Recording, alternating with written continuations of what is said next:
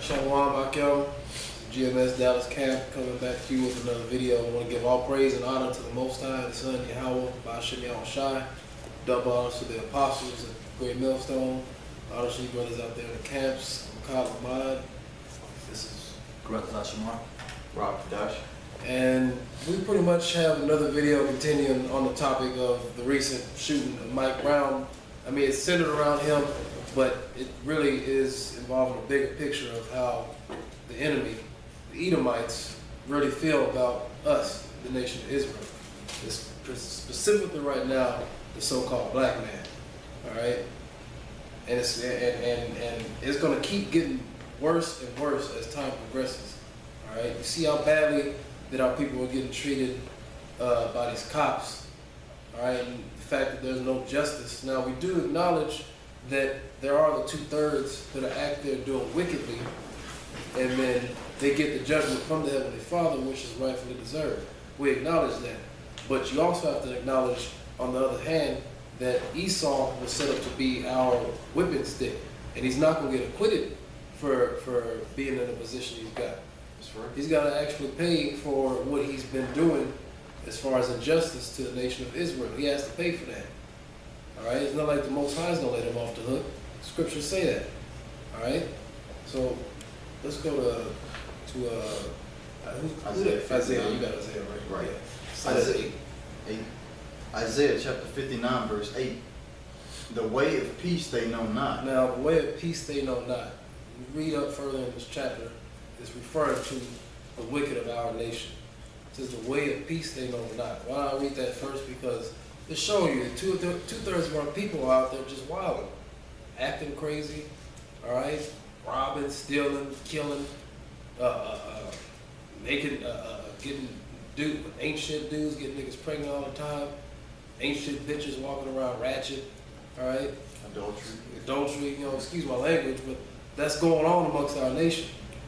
So there's going to come a point in time to where our oppressor is going to inflict injustices on us, all right?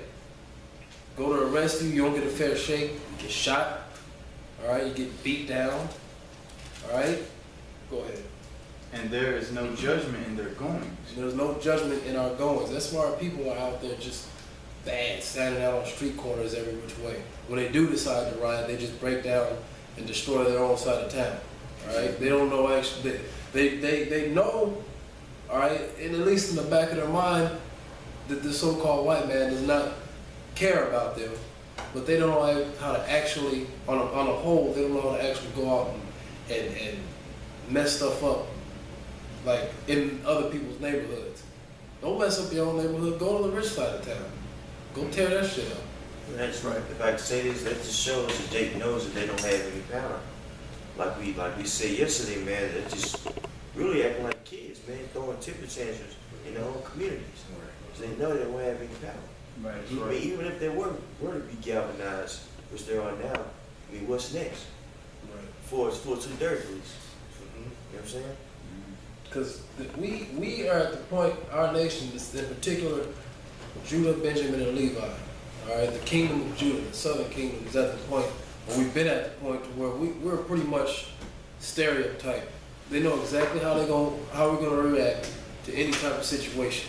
What are we gonna do? So that dude gets shot, we're gonna march, protest, maybe sit on a highway somewhere, and then they're gonna send in a pacifist, and we're gonna get up and walk away after a certain point. Put the memorial up with the flowers and the pictures. And then riots are gonna come. They're gonna break into a Foot Locker, or a clothes store and steal a bunch of clothes. They ain't gonna really go out and do damage to the enemy, all right? Because that's what really needs to happen. That's what's gonna come real soon, because Jake really is approaching that point to where we're getting tired of this shit, all right? We're really getting tired of it. And you can only push Jake so far to where they finally, everybody else gonna break a point. You can only push Jake so far to where they finally snap. And the scripture says, when you go back to the prophecy in Genesis 49, Judah is an old lion that couches down, who shall rise him up? So it's gonna just keep, it's gonna take a lot of events repeatedly, over. Finally, Judah's gonna be like, you know what, all right, that's enough. You see, where do you see that? Omar Thornton. All right. What's the dude in California we mentioned? Like Christopher Dorner. Yeah. All right. We mentioned the DC sniper last night. Right. All right. When Jake finally gets fed up, then that spirit of vengeance is mentioned in Sirach 39 jumps on him. Yeah. Jake can do damage, Yeah. but Imagine, especially when they are not afraid to die. that's right, man. Imagine if 10 people Jake get fed up, man. One Jake that's fed up is on the news, man. The national news at that. Yep. Got all people in uproars and fear, man. Yep. Imagine there was 10 people that was fed up. And they're That all reminds you of me of Nat Turner. He didn't have a lot of people in this group. right. It was like 13 people. Yep. We had the army looking for him. We can have it, Yep. you know. Yep. They had actually the military looking for this guy. He is such a threat. All right. So when Jake finally hits that point, you Edomites and the other nations, man, you're gonna be in for a very rude awakening. They ain't gonna just beat them all, they're angry niggas. And again, there they go, they gonna tear their shit up. No, the next time we're gonna be coming for y'all. All right. Go ahead. That's right. And if I can say this real quick, now we're waiting upon the Lord. Our whole thing is, and then you have Egyptologists, you have Pan-Africanism, all these niggas that'll say, well, what is your plan? What do you plan to do about it? Well, we are doing the plan of the will of Heavenly Father. So the plan is to wait on the Lord. The Lord, no man shall buy you. What the hell are you gonna do against this so-called white man? He's killing you off. Mm-hmm. All you can do is wait. Mm-hmm. All you can do is wait, or go out there and get plucked off by Esau and his toys, man. Yeah. What else you gonna do? Another point we brought up is last night we were talking about the military and how a lot of Jake are in the military and they come back and they bring those tactics to the hood, to the people that they came to. So there's people that went to Iraq, went to Afghanistan, went to Kuwait, went to Desert Storm, that have these war tactics, that know how to maneuver with guns and know how to snipe, and they're bringing that back into their communities, and they're showing these other cats how to do that. And it's like we were talking about, there was 1 or 2 dudes that he brought it back to the gang, and they were often dudes with these tactics that he learned in the war. So, and then you got these people coming from, I have a cousin that's in Kuwait right now. He's tired. He comes back home. He's like, man, I don't know what to do. I'm about to kill myself. I'm about to lose my mind out here. You know what I mean? And he's like, I don't know. And he's from Detroit. He's like, I don't know what I'm going to do if I, don't get this money. So Jake is all around, even in the military and just in the hoods. They're all getting riled up at the same time. And it's like everybody's going to snap at the same time. It's going to be like, boom. And y'all ain't going to see it coming. That's right. That's right. All right, I'm start back at the top. This is Isaiah 59:8. The way of peace they know not, and there is no judgment in their goings. They have made them crooked paths.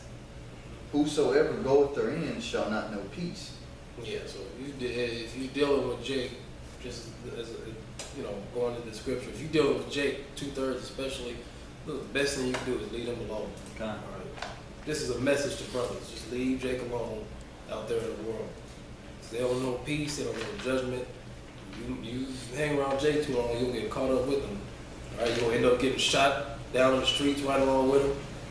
Because Jake going to be out there wild with him. Quick precept on this, what you're saying. Go ahead. This is Jeremiah 9:4. Take ye heed every one of his neighbor, and trust ye not in any brother. Yeah, every brother will utterly supplant, and every neighbor will walk with slanders. Mm-hmm. Trust ye not any brother out there. Now, it's not talking about amongst us as brothers. It's talking about the Jake out there in the world. All right, trust them. You take heed, meaning all right. You keep an eye on them. All right. Yeah. You stay in the hood, keep an eye on them. You stay on your side. You might say what's up in there, but don't go hanging around because otherwise you're gonna end up dead along with a Mike Brown or a Trayvon Martin or Oscar Grant. And especially for brothers, like as far as dealing with 2/3, you gotta be careful about being around a brother that hasn't trained his mind to not take the chip.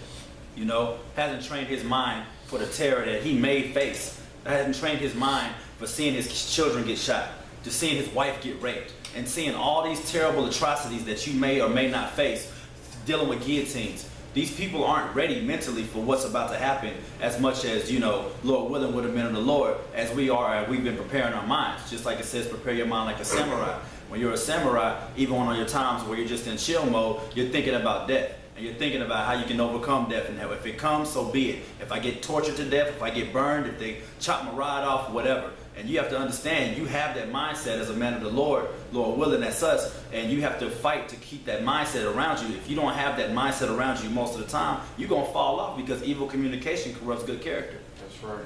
That's funny that you mentioned that. 'Cause lately I've been thinking about that a lot. For whatever reason, I guess it's a spirit, I've been thinking about that a lot. What would it be like to be under a guillotine, have a gun, pow, and that's it. Like, what would it be like? Yeah. That's quick. Yep. Yeah, What does it be like getting tortured? Yeah. Right. And that's merciful. Like you're saying, I got to put the precept. All right, this is Deuteronomy chapter 30, verse 19. I call heaven and earth to record this day against you, that I have set before you life and death, blessing and cursing. Therefore choose life, that both thou and thy seed may live. And it proves it shows you got people, you got an elect number of people who are going to choose life, like the Most High commanded. You got the rest of the 2/3 you're going to see getting gunned down out there on the streets. All right? You're going to see getting judgment left and right, day by day. You can always see a new Jake, all right, popping up, turning up dead, getting the hell beat out of him by cops. Or just by regular Edomites out there. All right? It's going to keep happening. All right? I want to go actually jump to 15. 15. Read that. It might be a couple verses above that. 14. Because 15 is a point on more. Start at 13 actually. 13? Yeah. All right. Deuteronomy chapter 30, verse 13. Neither is it beyond the sea that thou shouldest say, who shall go over the sea for us, and bring it unto us, that we may hear it and do it. But the word is very nigh unto thee, in thy mouth and in thy heart, that thou mayest do it. See, I have set before thee this day life and good, and death and evil. And that I command thee this day to love the Lord thy God, to walk in his ways, and to keep his commandments. No, Isaiah. I'm tripping. Oh, Isaiah. I'm like, wait a minute. Yeah, you good. Go to 13. Let's say 13. Yeah, come. All right. Isaiah 59 and 13. In transgressing and lying against the Lord, and departing away from our power, speaking oppression and revolt, conceiving and uttering from the heart words of falsehood. Yep. And judgment is turned away backward, Yep. and justice standeth afar off. Judgment is turned. Now we just read all the reasons as to why 2/3 are the way they are. We read pretty much the perfect description of how 2/3 of our nation is. Now you jump here, it says judgment is turned away backwards, and justice is far off. That's when you see that being inflicted on 2/3 of our people. All right, as far as the oppression coming from the enemy, you see an unarmed black man get shot up 10 times, twice in the head. All right, While his hands are up. while his hands are up, they're claiming he robbed somebody, he was charging at the cop, whatever. He All was right. high. Yeah, and now he's saying he was high. It was marijuana in the system. All right. Which it doesn't make you angry and violent. It Right. chills you, Come on. You know, I ain't never. We're not condoning it. I ain't never. Look, we ain't no choir boys. I'm not. I'm not gonna. I've smoked weed before in the past. I'm just gonna say it. All right. I ain't never wanted to go and run up on somebody when I did that. All right. Went on bath sauce. Yeah, we weren't on bath salts. All right. Right. You know, just you brothers, you hear me say something like that, don't let that mess your mind up. I'm gonna talk about smoking. No, all right. It's just something that my brothers have come from. Okay, but the point is, this man didn't do anything to warrant that lethal force being used. Trayvon Martin, this dude had to pursue him and gun him down.